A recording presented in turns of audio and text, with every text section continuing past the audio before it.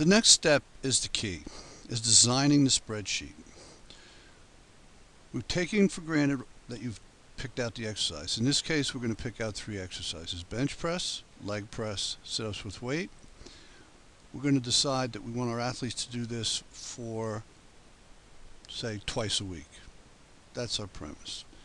We've also taken into consideration that you've designed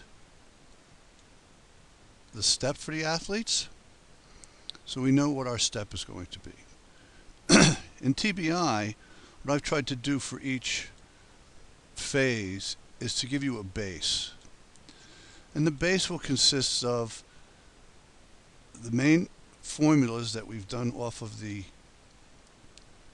step. And in this case, it would be a heavy formula where you have 4 sets, and sit-ups with weights because we're designing it for just 3 exercises. So these bases are based on just the work that I've done throughout the years. First thing we have to do when we bring up the Excel spreadsheet or the base for the program is we have to go to page layout, and we need to just decide, in this case we're using A4 paper, letter paper. If we go to page setup and hit A4, we get a line around the workouts, so we can see how big the page is actually going to be. And you'll see the significance of this as we go further. What we're going to do now is we're going to design a program. So I've made these columns a certain distance or width because of the fact that to get 6 sets in here, I mean, this is stuff that I've gone through in the beginning, which you don't really have to know about right now. So the first thing we do is we have to save this. So we say we save it as Carl. We want to save it to the desktop.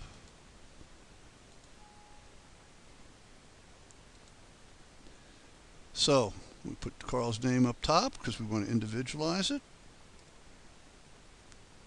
Put our date. And now what we're going to do is we're going to say, okay, what exercise we want to do. So now we're going to type in the exercises that we want to do. So we're going to do a bench press.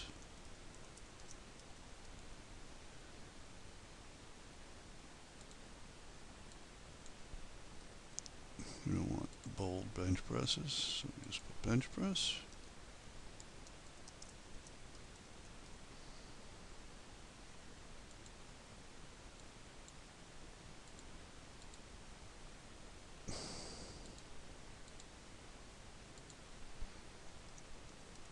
Leg press.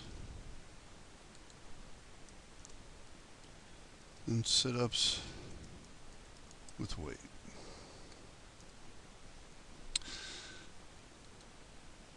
We can see that my typing sometimes leaves a lot to be desired.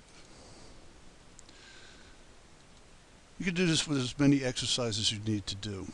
But what we're going to do now is there's been a lot of ways that people have tried to use pull-down menus for these exercises to come up with a whole library of exercises that you can choose from. The problem with that on a practical state is it takes too long to go through the pull-down menus to find all the exercises.